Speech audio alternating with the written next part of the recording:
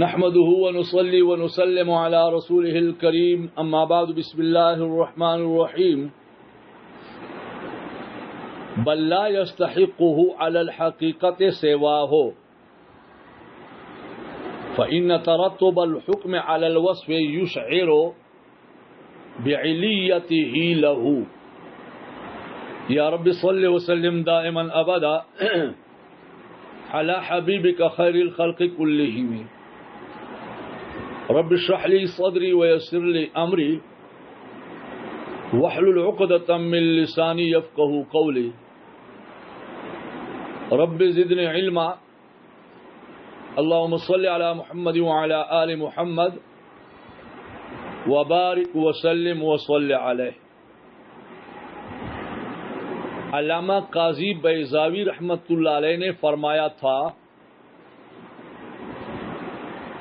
کہ اللہ تعالی کے لیے موجد، رب، منعم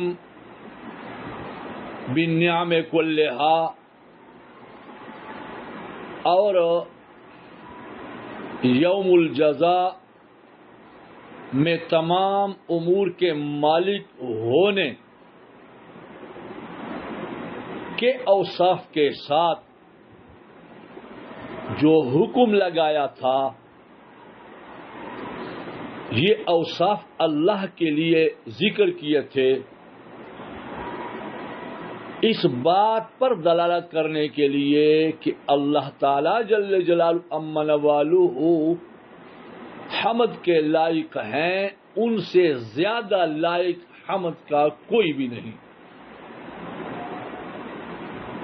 اب اس پر ایک سوال پیدا ہوتا تھا کہ آپ نے لا احد احق بہ منہ کہا کہ اللہ سے زیادہ حقدار حمد کا کوئی نہیں، حالانکہ اللہ تعالی جل جلالہ امن والہ سے زیادہ حقدار کوئی نہیں، اس کے برابر ہے. اب قول سے یہ معلوم ہوتا ہے کہ برابر تو ہو سکتا ہے لیکن زیادہ نہیں، حالانکہ اللہ تعالی جل جلالہ امن والہ کے برابر تو درکنار کوئی بھی حقیقت ہم کے لائق نہیں. وہ کہتے ہیں ہاں ایسی بات ہے، بلکہ حقیقتاً اللہ کے سوا کوئی بھی حمد کا لائق نہیں. کیوں؟ دلیل کیا ہے؟ تو کہتے ہیں کہ جب کوئی حکم کسی وصف پر مرتب ہوتا ہے تو یہ اس بات پر دلیل ہوتا ہے کہ یہ وصف اس حکم کے لیے علت ہے. اب ہم دیکھتے ہیں الحمدللہ تمام تعریفیں اللہ کے لیے ہیں. اب اللہ کے لیے ہم نے صفات بیان کی ہے، تمام تعریفیں اس اللہ کے لیے ہیں جو رب العالمین ہیں. یہ صفت آ گیا. بالفاظ دیگر ہم کہیں گے رب العالمین ہونے کی وجہ سے اللہ ہم کے لائق ہیں. تو یہ رب العالمین کیا ہوا؟ صفت. اور اس پر کس چیز کا حکم لگایا گیا؟ حمد کے لائق ہونے کا. تو یہ علت کے درجے میں آیا رب العالمین. اللہ تعالیٰ جل شان تمام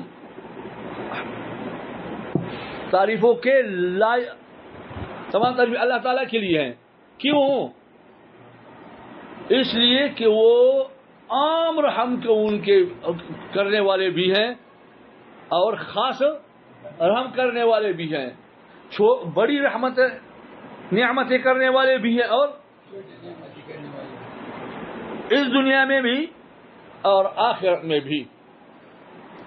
اب لائق اس لیے ہیں کہ وہ عام و خاص رحمتیں کرنے والے ہیں، یعنی یہ علت ہے۔ جب ان اوصاف پر حمد کا لائق ہونا مرتب ہوا تو یہ علت کے درجے میں آ گیا۔ اللہ تعالیٰ جل جلالہ عمل اور حمد کے لائق ہیں، کیوں؟ اس لیے کہ وہ تمام امور کا قیامت کے دن مالک ہیں، مالک ہونے کی وجہ سے وہ حمد کے لائق ہیں۔ تو یہ بھی کیا ہوا؟ علت۔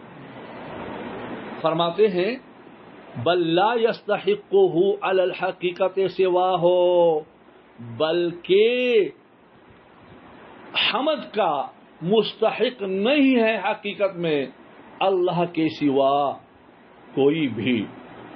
فإن ترتب الحکم علی الوصف، دلیل بتاتے ہیں، دلیل پس بے شک حکم کا مرتب ہونا علی الوصف، وصف پر، یشعر بعلیتہ لہ، خبرداری دیتا ہے، بتاتا ہے اس کے علت ہونے کا اس حمد کے لیے، اس حکم کے لیے، کہ یہ وصف اس حکم کا کی علت ہے۔ اب ہم دیکھتے ہیں کہ یہ علت، بلکہ یہ علتیں، یہ اوصاف یعنی یہ علتیں اللہ کے سوا کسی اور میں موجود نہیں، لہذا کوئی بھی مستحق نہیں۔ سمجھ گئے؟ اب یہاں ایک اور مسئلہ چل رہے ہیں کہ یہاں مفہوم مخالف کے طریق کو اگر اپنائیں گے تو یہاں ایک اور مسئلہ بھی معلوم ہو جائے گا۔ وہ یہ ہے کہ جو آدمی ان صفات کا اہل نہ ہو تو جب وہ ادنا چیز جو محمودیت ہے اس کے لائق نہیں، تو اس سے اعلیٰ چیز جو معبودیت ہے اس کا کس طرح لائق ہوگا؟ اس بات کو نہیں سمجھے۔ پہلے مفہوم مخالف کا معنی سمجھے۔ ایک ہے منطوق کلام، یعنی جس بات کے لیے کلام چلایا گیا ہو، اس سے تو ہم سب علماء متفق ہیں کہ منطوق کلام سے مسئلہ ثابت کر سکتے ہیں، لیکن مفہوم مخالف کیا مطلب؟ کہ کلام تو ایک مسئلہ کے لیے چلایا گیا ہے، لیکن اس سے مخالف سمت میں بھی ایک مسئلہ نکال سکتے ہیں، کیا اس کا اعتبار ہوگا کہ نہیں؟ مثال کے طور پہ میں نے کہا مدرسہ جامع علوم القرآن کے تمام طلباء بیٹھے ہیں، اب اجلاس ہو گیا یا کوئی جلسہ ہو گیا، اس کے بعد میں نے اعلان کیا کہ موقوف علیہ کے طلباء اوپر کمرے میں آ جائیں، تو یہ منطوق کلام ہے کہ میں آپ کو درسگاہ میں بلانا چاہتا ہوں۔ اس کا مفہوم مخالف یہ ہے کہ کوئی اور طالب علم نہ آئے، کوئی اور طالب علم نہ آئے، تو کیا یہ مفہوم مخالف کا اعتبار ہے یا نہیں؟ اب مسئلہ سمجھیں۔ امام شافعی رحمۃ اللہ فرماتے ہیں کہ مفہوم مخالف کا اعتبار ہوتا ہے، ہمارے نزدیک قرآن و حدیث میں مفہوم مخالف کا اعتبار نہیں ہوتا، مفہوم مخالف کا اعتبار نہیں ہوتا۔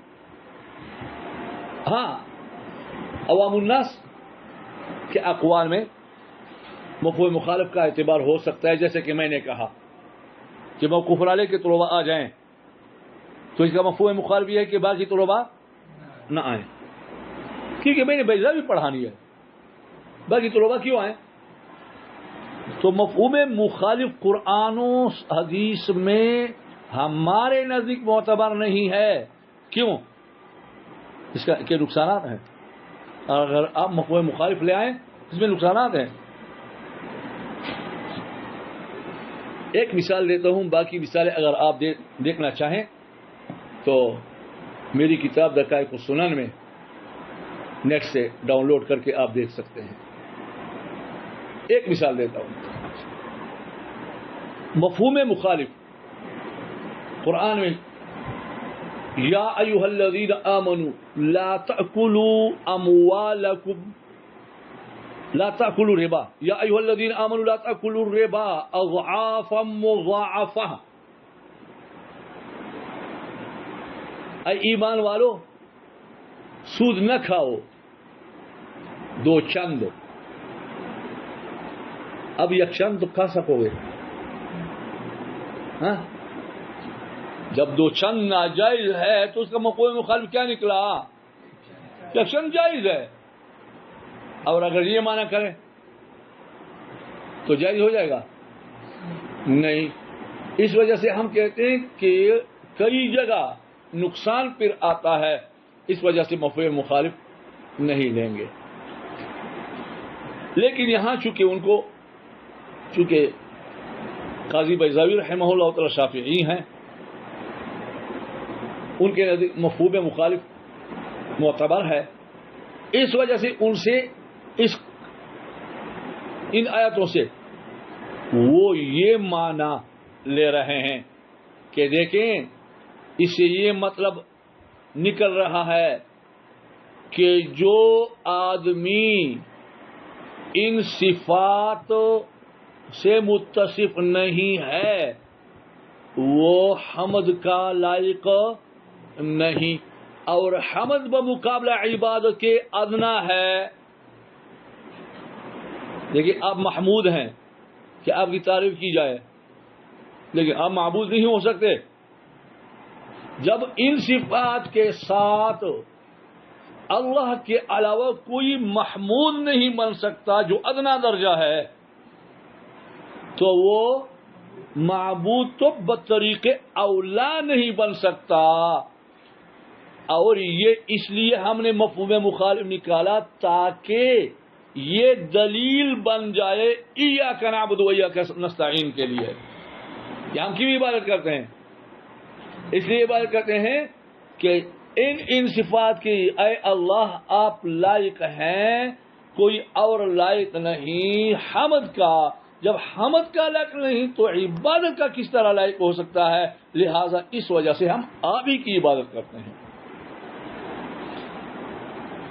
وللاشعار، اور اس بات کے بتانے کے لیے من طریق مفہوم مخالف کے طریق کے ساتھ علی ان من لم یتصف، اشعار خبردار کرنا اس بات پر ان من بے شک وہ آدمی وہ شخص لم یتصف بتلک الصفات جو متصف نہ ہو ان صفات کے ساتھ، لا یستأہل وہ اہل نہیں بن سکتا لأن یحمد اس بات کی کہ اس کی حمد بیان کی جائے، فضلا عن ان یعبد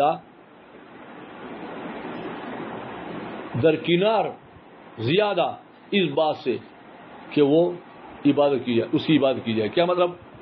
جب وہ حمد کا لائق نہیں ہے تو عبادت ہو تو اس سے اونچی چیز ہے، اس کا تو بطریق اولا اہل نہیں ہو سکتا.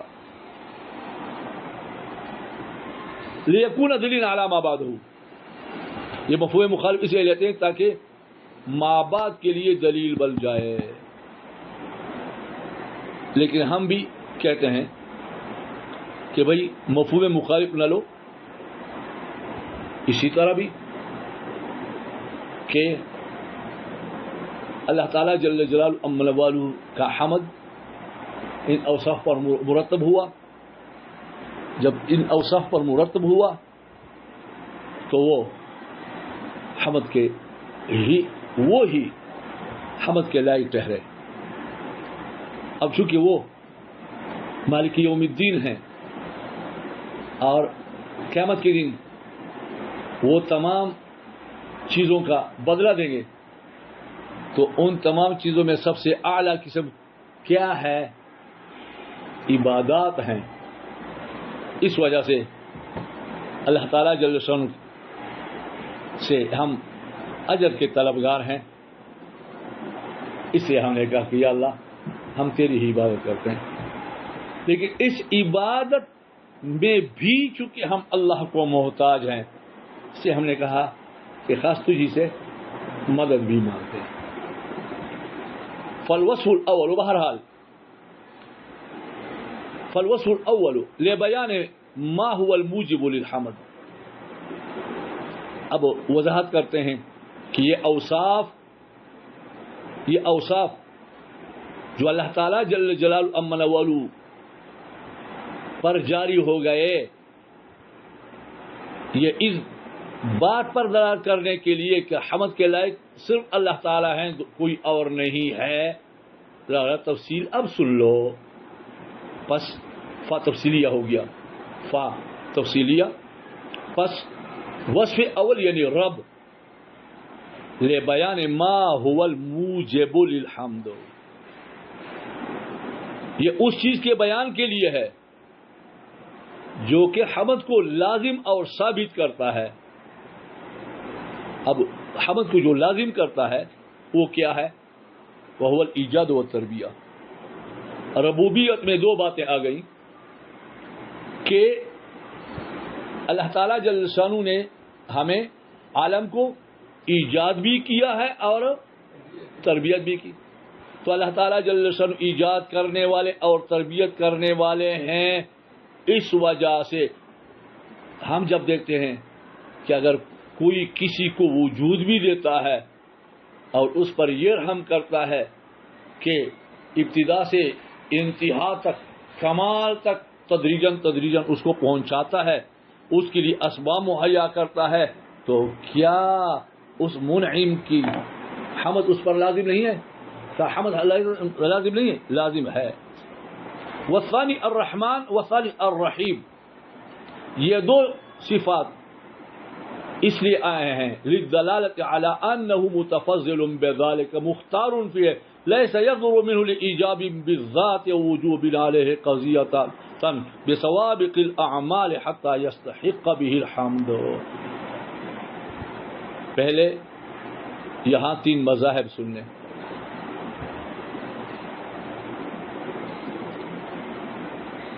مذہب فلاسفہ یہ ہے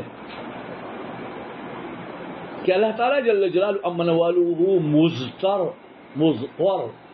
اور مجبور محض ہیں، انعام کر رہے ہیں. یہ جو اللہ تبارک و تعالیٰ انعامات کرتے ہیں اس میں مجبور ہیں، لیکن یہ رائے غلط ہے. یہ رائے غلط ہے. اور رحمان اور رحیم سے یہ معلوم ہوتے کہ اللہ پاک مجبور نہیں ہے، کیونکہ اگر مجبور آدمی کوئی کام کرتا ہے تو کیا اس مجبوری کی وجہ سے کام کرنے پر کوئی حمد کا لائق ہو سکتا ہے؟ نہیں ہو سکتا. لہذا رحمان اور رحیم یہ بتاتے ہیں کہ اللہ تبارک و تعالی اپنے اس فضل میں مختار ہیں، ان سے یہ کام اضطراری کی وجہ سے نہیں ہوا ہے. ایجاب بذات سے مراد اضطراری طور پر کوئی کام اس سے صادر ہونا. کہ اللہ تبارک و تعالی نعوذ باللہ من ذلک اپنے کاموں میں مضطر ہیں، مجبور ہے. نمبر 2، معتزلہ کا مذہب جو ہے وہ کہتے ہیں کہ اللہ تبارک و تعالی تو مجبور تو نہیں ہے، لیکن بندے نے جب اعمال کیے ہیں تو ان سابق اعمال کی وجہ سے اللہ پر واجب اور لازم ہے کہ وہ ان نیک اعمال کرنے والے پر انعام کرے. کہتے ہیں کہ الرحمن الرحیم اس کی بھی رد کرتا ہے. تیسرا مذہب ہمارے اہل سنہ والجماع کا ہے جو کہ درمیان خیر الامور اوساطها پر عامل ہے. اللہ تبارک و تعالیٰ کو مجبور محض بھی نہیں مانتے، مجبور نہیں مانتے، اور نہ اللہ تعالیٰ جل جلالہ امن والو پر وجوب احسان لازم قرار دیتے ہیں، بلکہ کہتے ہیں کہ اللہ تبارک و تعالیٰ مختار ہیں اپنے فضل کرم کے ساتھ. جو بھی کسی کو بھی اللہ تبارک جس کو بھی اللہ تعالیٰ جل جلالہ امن والہ جہنم میں ڈالنا چاہیں تو عین عدل ہوگا، اور اگر جنت میں ڈالیں تو عین فضل و احسان ہوگا. اب یہ ہماری دلیل ہے. والثانی والثالث، تو پس دوسری اور تیسری صفت یہ کس چیز کے لیے ہے؟ للدلالت، دلالت کرنے کے لیے، علی انہ اس بات پر کہ اللہ تعالی جل شانہ متفضل بذالک، احسان کرنے والے ہیں اس کے ساتھ، مختار فی ہے، اور اس نعمت کے دینے میں وہ مختار بھی ہیں. جب ایجاد فرمایا اور جب تربیت فرمائی، یہ اس میں مجبور محض نہیں تھے، مجبور ایجاد بھی ذات بھی نہیں تھے، مجبور یعنی نہیں تھے، اور نہ ان پر کچھ یہ لازم تھا، یہ صرف ان کا احسان ہے. لیس یصدر، کیوں؟ اگر وہ مختار نہ ہو تو آپ نے حمد کی تعریف تو یہ کی تھی علی الجمیل اختیاری. لیس یصدر منہ، یہ انعام اللہ تبارک و تعالیٰ سے صادر نہیں ہوتا ایجابی بذات، مستر ہونے کی وجہ سے، اور وجوب علیہ، یا اس پر لازم ہونے کی وجہ سے. ایجابی بذات رد ہے کس پر؟ فلاسفہ پر، اور وجوب علیہ رد ہے معتزلہ پر، کیونکہ ان کا عقیدہ یہ دو ہیں، ایجابی بذات فلاسفہ کا، اور وجوب علیہ علی اللہ معتزلہ. قضیتاً ان سے صادر نہیں ہے وجوب کی وجہ سے کہ اس پر واجب ہے، قضیتاً بسوابق الاعمال، پہلے اعمال کے بدلے کی وجہ سے، حتی یستحق بہ الحمد، تاکہ وہ اس کے ذریعے حمد کے مستحق ہو جائیں. دیکھیں، متفضل بذالک مختار فی ہے، یہ ہوگا تبھی تو وہ مستحق حمد ہوں گے. اگر آپ کہیں کہ نہیں ایجاب بذات کی وجہ سے یا وجوب علیہ کی وجہ سے انہوں نے یہ انعام کیا ہے، تو وہ مستحق بالحمد نہیں ہو سکتا. والرابع، دیکھیں ایک آدمی ہے اور وہ خود اٹھتا ہے رات کے وقت اور بہت خشوع خضوع کے ساتھ وہ تہجد پڑھتا ہے، اور دوسرے کے اوپر ایک آدمی کھڑا ہے اور ڈنڈا لے کر اس کو اٹھایا، پڑھو نماز، اور 8 رکعت پڑھنی ہے، 1 گھنٹہ سے پہلے اگر فارغ ہوئے تو یہ ڈنڈا آپ کے سر کو پھوڑے گا. اب آدمی بیٹھا ہے اور وہ 1 گھنٹہ میں 8 رکعتیں پورے کرنا چاہتا ہے، اور وہ بہت ہی توجہ کے ساتھ اب نماز پڑھ رہا ہے، 1 گھنٹہ لگایا، تو کون سا محمود ہوگا؟ جو خود اٹھا، چاہے اس نے 30 منٹ میں وہ 8 رکعت پڑھے ہوں یا 20 منٹ میں پڑھے ہوں.